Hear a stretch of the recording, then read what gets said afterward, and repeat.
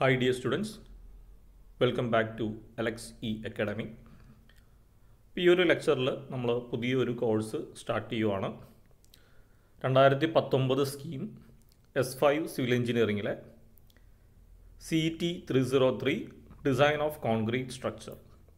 അപ്പോൾ ഈ ഒരു വീഡിയോയിൽ നമ്മൾ ഈ ഒരു സബ്ജക്റ്റിൻ്റെ ഒരു ബ്രീഫ് ഇൻട്രൊഡക്ഷനാണ് ഉദ്ദേശിക്കുന്നത്.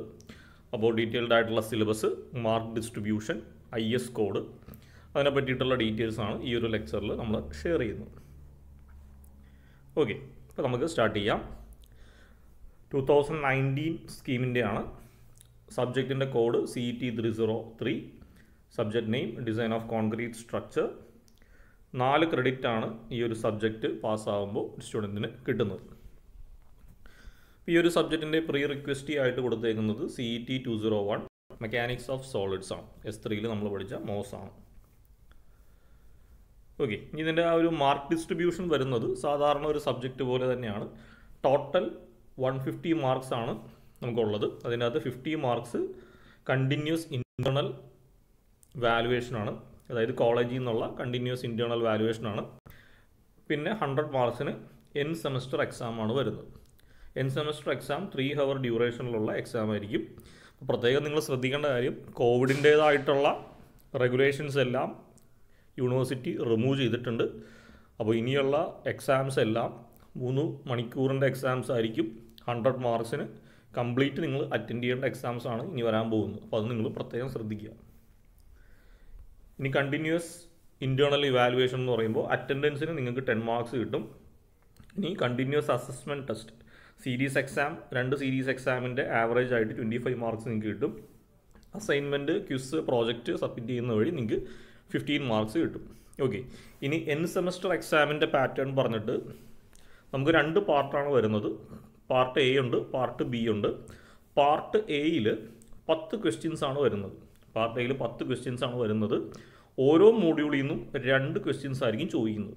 3 മാർക്കാണ് ഓരോ ക്വസ്റ്റ്യനും വരുന്നത്. അപ്പോൾ പാർട്ട് A ക്വസ്റ്റ്യൻസിൽ 10 ക്വസ്റ്റ്യൻസ് ആണ് ഉണ്ടാകുന്നത്. ഓരോ മോഡ്യൂളിൽ നിന്നും 2 ക്വസ്റ്റ്യൻ വീതം ഉണ്ടാവും. ഓരോ ക്വസ്റ്റ്യനും 3 മാർക്ക് വീതം നമുക്ക് കിട്ടും. അങ്ങനെ പാർട്ട് Aയിൽ നിന്ന് നമുക്ക് 30 മാർക്സ് ആണ് ടോട്ടൽ സ്കോർ ചെയ്യാൻ പറ്റുന്നത്. ഓക്കെ, ഇനി പാർട്ട് Bയിലേക്ക് പോയാൽ നമുക്ക് ഓരോ മോഡ്യൂളിൽ നിന്നും 2 ക്വസ്റ്റ്യൻസ് ഉണ്ടാവും. ഓരോ ക്വസ്റ്റ്യനും 14 മാർക്ക് വെച്ചിട്ടാണ്. അതിൽ ഏതെങ്കിലും ഒരു ക്വസ്റ്റ്യൻ നമ്മൾ അറ്റൻഡ് ചെയ്താൽ മതി. ഓക്കെ, അപ്പോൾ പാർട്ട് Bയിൽ ഓർ ക്വസ്റ്റ്യൻ ഉണ്ടാവും. ഓരോ മോഡ്യൂളിൽ നിന്നും 2 ക്വസ്റ്റ്യൻ ഉണ്ടാവും. ഓരോ ക്വസ്റ്റ്യനും 14 മാർക്ക് വീതം ഉണ്ടാവും. ഇതിലേതെങ്കിലും ഒരു ഫുൾ ക്വസ്റ്റ്യൻ നമ്മൾ അറ്റൻഡ് ചെയ്യുക. ഓക്കെ, ഇനി പാർട്ട് Bയിലെ ക്വസ്റ്റ്യന് മാക്സിമം 2 സബ് ഡിവിഷൻസ് വരെ പോസിബിൾ ആണ്. അതായത് ഇപ്പോൾ 1 എന്ന് പറയുന്ന ഒരു ക്വസ്റ്റ്യൻ ഉണ്ടെങ്കിൽ അതിനകത്ത് A ഉണ്ടാവും, B ഉണ്ടാവും. അങ്ങനെ 2 സബ് ഡിവിഷൻ വരെ ഈ ഒരു പാർട്ട് Bയിലെ ക്വസ്റ്റ്യന് ചോദിക്കാം. ഇനി സിലബസിലേക്ക് വന്നാൽ ഫസ്റ്റ് മൊഡ്യൂളിൽ നമുക്ക് പഠിക്കാനുള്ളത് ബ്രീഫായിട്ടുള്ളൊരു ഇൻട്രൊഡക്ഷൻ, ലിമിറ്റ് സ്റ്റേറ്റ് മെത്തേഡ് എന്താണ്, പിന്നെ design of singly reinforced beam, design and analysis of singly reinforced beam. അപ്പോൾ ഫസ്റ്റ് മൊഡ്യൂൾ വളരെ എളുപ്പമാണ്.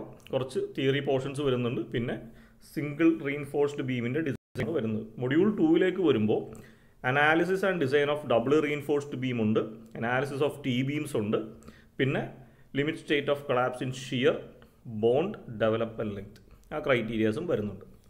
മൊഡ്യൂൾ 3ലേക്ക് വന്നിട്ടുണ്ടെങ്കിൽ സ്ലാബിൻ്റെ ഡിസൈനാണ് മെയിനായിട്ട് വരുന്നത്. അപ്പോൾ സ്ലാബ് തന്നെ 1 വേ സ്ലാബ് ഉണ്ട്, 2 വേ സ്ലാബ് ഉണ്ട്. ഈ 2 സ്ലാബിൻ്റെ ഡിസൈനും നമുക്ക് പഠിക്കാനുണ്ട്.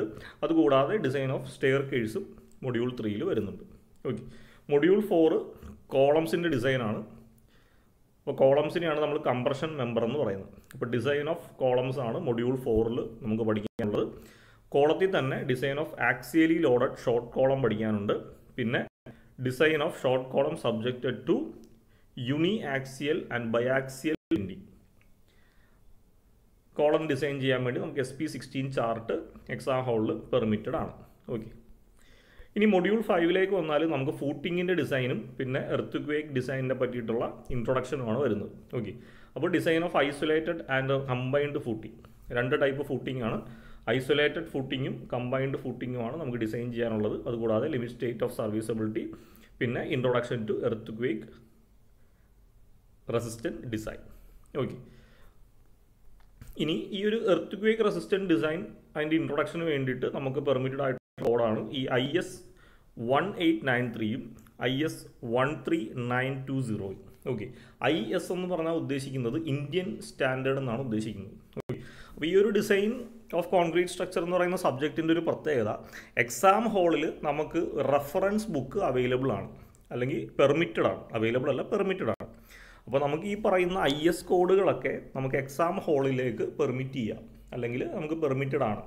അപ്പോൾ അതിൻ്റെ അകത്തുനിന്നുള്ള ഇക്വേഷൻസും തിയറീസും ഒക്കെ ചോദിച്ചു കഴിഞ്ഞാൽ നമുക്ക് ആ ബുക്ക് റെഫർ ചെയ്തിട്ട് എഴുതാവുന്നതേ ഉള്ളൂ. ഇനി ഇതിനകത്ത് ടെക്സ്റ്റ് ബുക്ക് റെഫറൻസ് ആയിട്ട് കൊടുത്തേക്കുന്നത് പുന്മയ, BC പുന്മയുടെ RCC ഡിസൈൻസ് എന്ന് പറയുന്ന ഒരു ബുക്കാണ് ടെക്സ്റ്റ് ബുക്കായിട്ട് കൊടുത്തേക്കുന്നത്. അതുകൂടാതെ റെഫറൻസ് ടെക്സ്റ്റും മെൻഷൻ ചെയ്തിട്ടുണ്ട്. ഇനി ഓരോ മൊഡ്യൂളിൻ്റെയും ഡീറ്റെയിൽഡ് ആയിട്ടുള്ള കോഴ്സ് പ്ലാൻ ഇതിൻ്റെ അകത്ത് എക്സ്പ്ലെയിൻ ചെയ്യുന്നുണ്ട്. അത് നമുക്ക് ഫർദർ ലെക്ചറിലേക്ക് പോകുമ്പോൾ ഞാൻ പറഞ്ഞുതരാം.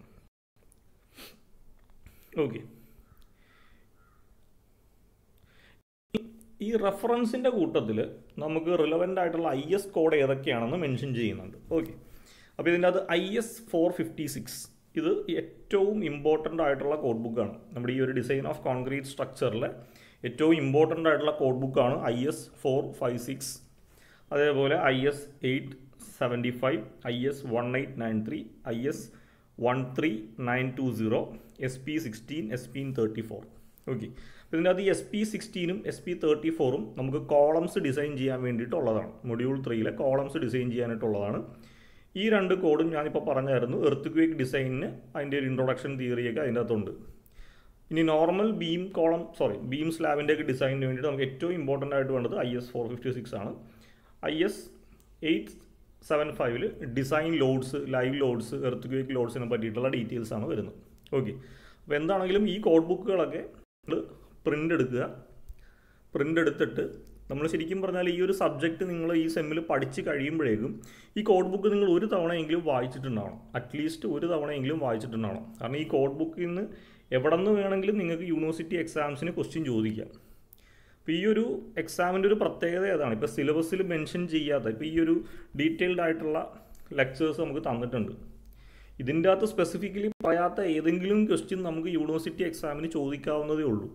കാരണം ഈ കോഡ് ബുക്കിൽ പറഞ്ഞേക്കുന്ന അല്ലെങ്കിൽ കോഡ് ബുക്കിൻ്റെ കണ്ടൻറ്റിൻ്റെ അകത്തുള്ള ഏത് ക്വസ്റ്റ്യൻ വേണമെങ്കിലും നമുക്ക് ഈ ഡിസൈൻ ഓഫ് കോൺക്രീറ്റ് സ്ട്രക്ചർ എന്ന് പറയുന്ന സബ്ജക്റ്റിൽ ചോദിക്കാം. കാരണം ഈ ബുക്കെല്ലാം നമുക്ക് പെർമിറ്റഡ് ആണ്. അതേപോലെ ഇതെല്ലാം നമ്മൾ വായിച്ചിരിക്കേണ്ട ബുക്കുമാണ്. അപ്പോൾ ഈ ബുക്ക് ജസ്റ്റ് വായിക്കുക എന്നുള്ള മാത്രമാണ് നമ്മൾ ചെയ്യേണ്ടത്. കാരണം ഏതൊക്കെ തിയറീസ്, ഇക്വേഷൻസ് അല്ലെ ഗ്രാഫുകൾ ഏതൊക്കെ പേജിലാണ് എന്നറിഞ്ഞു വെച്ചാൽ എക്സാമിന് അത് ചോദിച്ചു കഴിഞ്ഞാൽ നമുക്കിത് ഈ കോഡ് ബുക്കിൽ ഉണ്ടെന്നെങ്കിലും മനസ്സിലാക്കാൻ പറ്റും. എക്സാം സമയത്ത് നമ്മൾ ഓരോ കോഡ് ബുക്കിൻ്റെയും ഇൻഡെക്സ് പേജ് നോക്കിയിട്ട് നമുക്കത് തപ്പി പിടിച്ചെടുക്കാനായിട്ട് സമയം കിട്ടത്തില്ല. അപ്പോൾ അതെല്ലാവരും പ്രത്യേകം ശ്രദ്ധിക്കുക. ഈ കോഡ് ബുക്കുകളെല്ലാം ഈ സെമസ്റ്ററിൽ കഴിയുമ്പോൾ എക്സാമിന് തൊട്ട് മുമ്പായിട്ട് നിങ്ങൾ ഒരു തവണയെങ്കിലും ജസ്റ്റ് വായിച്ച് നോക്കിയിട്ടുണ്ടാവുക. അങ്ങനെയാണെങ്കിൽ യൂണിവേഴ്സിറ്റി എക്സാമിന് ഇതിൽ നിന്ന് എവിടെ നിന്ന് ക്വസ്റ്റ്യൻ ചോദിച്ചാലും നിങ്ങൾക്ക് പെട്ടെന്നെടുത്ത് എഴുതാൻ പറ്റും. അല്ലെങ്കിൽ ചിലപ്പോൾ ഔട്ട് ഓഫ് സിലബസ് എന്നുള്ള രീതിയിൽ ചിലപ്പോൾ നിങ്ങൾ ആ ക്വസ്റ്റ്യൻ സ്കിപ്പ് ചെയ്ത് പോകത്തേ ഉള്ളൂ.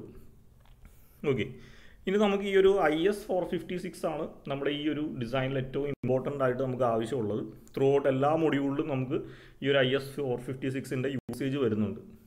അപ്പോൾ അതിൻ്റെ അകത്ത് ഇൻഡെക്സ് പേജിൽ നമുക്ക് എന്തൊക്കെയാണ് ഉള്ളതെന്ന് ജസ്റ്റ് ഒന്ന് മെൻഷൻ ചെയ്ത് പോകാം. ഓക്കെ, ഇതാണ് IS 456ൻ്റെ ഫ്രണ്ട് പേജായിട്ട് വരുന്നത്. അപ്പോൾ അതിൻ്റെ മുകളിൽ തന്നെ അതിൻ്റെ കോഡിൻ്റെ ഡെസിഗ്നേഷൻ കൊടുത്തിട്ടുണ്ട് IS 456-2000, IS 456-2000 plain and reinforced concrete code of practice 4th revision. ഇതാണ് ഈ ഒരു ബുക്കിൻ്റെ പേര്. ഓക്കെ, ഇനി അതിൻ്റെ കണ്ടൻറ് പേജിലേക്ക് പോയാൽ ഇൻഡെക്സ് പേജ് എടുക്കുമ്പോൾ തന്നെ നമുക്ക് കാണാൻ പറ്റും ഇതിൻ്റെ അകത്തുള്ള കണ്ടൻസിനെയൊക്കെ പറ്റിയിട്ട് കറക്റ്റായിട്ട് മെൻഷൻ ചെയ്യുന്നുണ്ട്. അപ്പോൾ നമ്മൾ കോൺക്രീറ്റിൽ യൂസ് ചെയ്യുന്ന മെറ്റീരിയൽസിനെ പറ്റിയിട്ടുള്ള ഡിസ്ക്രിപ്ഷനാണ് ആദ്യം വരുന്നത്. സിമെൻറ്റിനെ പറ്റി കൊടുത്തിട്ടുണ്ട്, admixtures, aggregate, water, admixture, reinforcement, storage, ഇതെല്ലാം കറസ്പോണ്ടിങ് ഈ പേജ് നമ്പേഴ്സ് റെഫർ ചെയ്ത് കഴിഞ്ഞാൽ അതിനെ പറ്റിയിട്ടുള്ള ബേസിക് തിയറീസ് കിടപ്പുണ്ടാവും. അത് കഴിഞ്ഞാൽ കോൺക്രീറ്റിൻ്റെ ഗ്രേഡ് ഏതൊക്കെയാണ്, കോൺക്രീറ്റിൻ്റെ പ്രോപ്പർട്ടീസ് എന്തൊക്കെയാണെന്നുള്ളതൊക്കെ പേജ് നമ്പർ 15 കിടപ്പുണ്ട്.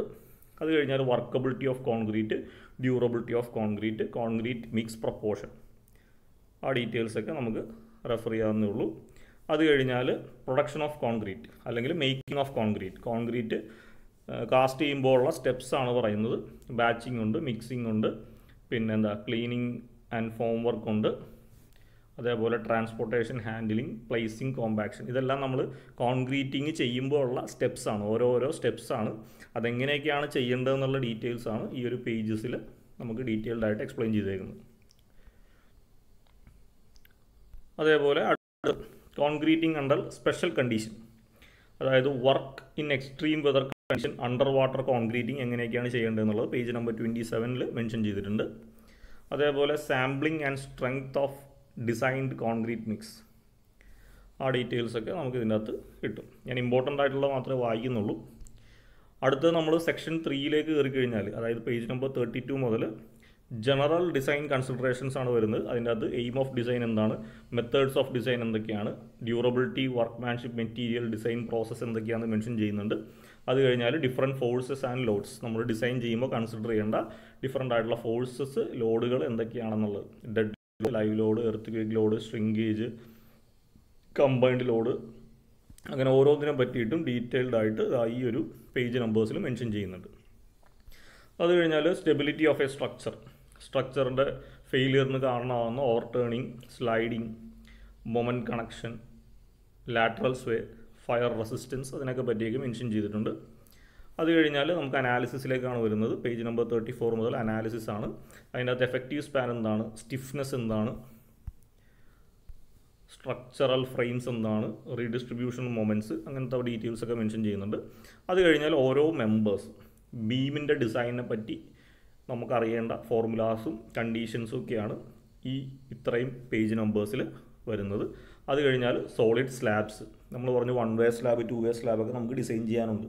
അപ്പോൾ അതിനെ ബേസ് ചെയ്തിട്ടുള്ള കണ്ടൻസ് ആണ് അതിൻ്റെ ഈ ഒരു പേജ് നമ്പർ 39 മുതൽ 41 വരെ ഉള്ളതിൽ വരുന്നത്. അത് കഴിഞ്ഞാൽ കംപ്രഷൻ മെമ്പറാണ്. കംപ്രഷൻ മെമ്പർ എന്ന് പറഞ്ഞാൽ കോളംസ് ആണ്. നമുക്ക് കോളത്തിൻ്റെ ഡിസൈൻ ഉണ്ട് മൊഡ്യൂൾ 3. അപ്പോൾ കോളത്തിൻ്റെ ഡിസൈൻസിനെ ബേസ് ചെയ്തിട്ടുള്ള ഇക്വേഷൻസ്, കണ്ടീഷൻസ് ഒക്കെയാണ് ഈ ഒരു പേജ് നമ്പർ 41 മുതൽ 42 വരെ വരുന്നത്. ഇനി അടുത്തത് റിക്വയർമെൻറ്റ്സ് ഗവേണിംഗ് റീഇൻഫോഴ്സ്മെൻറ്റ് ഡീറ്റെയിലിംഗ്.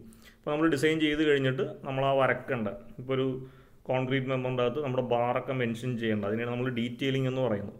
ആ ഡീറ്റെയിലിങ്ങിനെ പറ്റിയിട്ടുള്ള കാര്യങ്ങളാണ് അടുത്ത പോയിന്റ്സിൽ പറയുന്നത്. അതിനകത്ത് സ്പേസിങ്, ബാർ തമ്മിലുള്ള ഡിസ്റ്റൻസ് എത്ര കൊടുക്കണം, കവർ, ഒരു കോൺക്രീറ്റ് സ്റ്റാർട്ട് ചെയ്യുമ്പോൾ എത്ര മാറിയിട്ട് വേണം നമ്മൾ റീഇൻഫോഴ്സ്മെൻറ്റ് ഇട്ട് തുടങ്ങുന്നത്, അതിനാണ് നമ്മൾ കവർ ഓഫ് റീഇൻഫോഴ്സ്മെൻറ്റ് എന്ന് ഉദ്ദേശിക്കുന്നത്.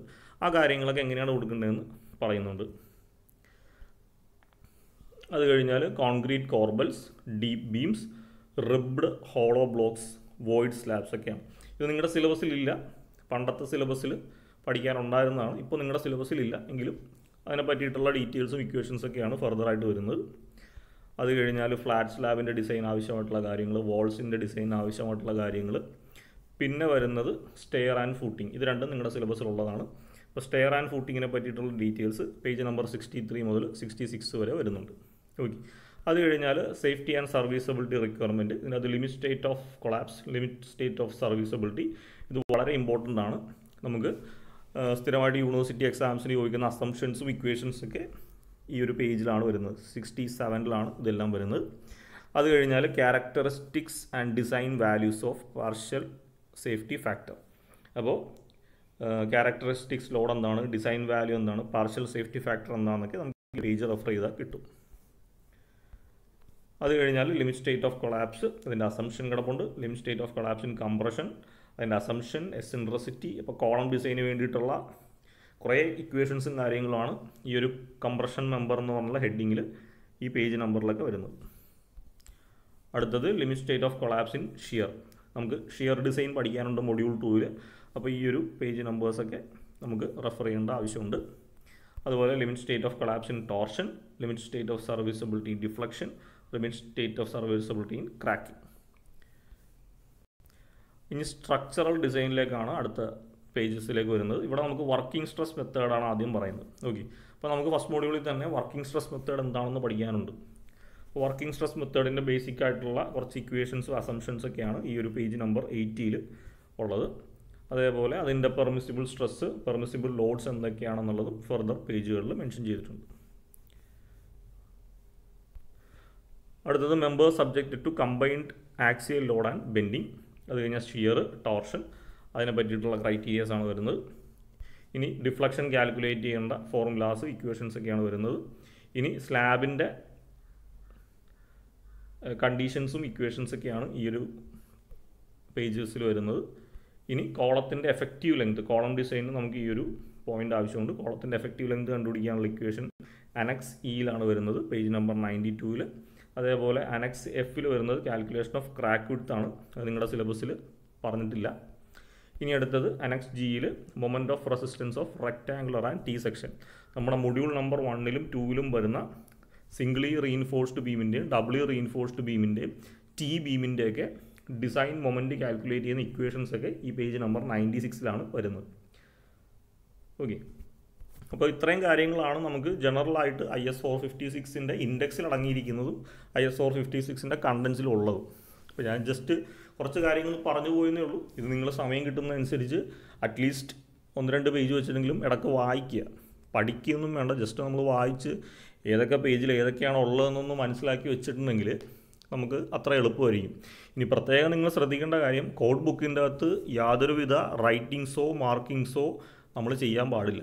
അപ്പോൾ നമ്മൾ വായിക്കുമ്പോഴും പഠിക്കുമ്പോഴും പ്രോബ്ലംസൊക്കെ ചെയ്യുമ്പോഴും കോഡ് ബുക്കിൻ്റെ അകത്ത് പെൻസിലിട്ടോ പെന്നിട്ടോ ഒന്നും മാർക്ക് ചെയ്യാനോ അഡീഷണലായിട്ട് എന്തെങ്കിലും എഴുതിയിടാനോ ഒന്നും പാടില്ല. അങ്ങനെയാണെങ്കിൽ അത് മാൽ പ്രാക്ടീസ് ആയിരിക്കും എക്സാമിന്. അപ്പോൾ അത് നിങ്ങൾ പ്രത്യേകം ശ്രദ്ധിക്കുക. ഓക്കെ, അപ്പോൾ ഈ ലെക്ചറിൽ ഇത്രേ ഉള്ളൂ. നമുക്ക് അടുത്ത ലെക്ചർ മുതൽ DCSൻ്റെ ഓരോ ലെക്ചേഴ്സായിട്ട് സ്റ്റാർട്ട് ചെയ്യാം. Thank you.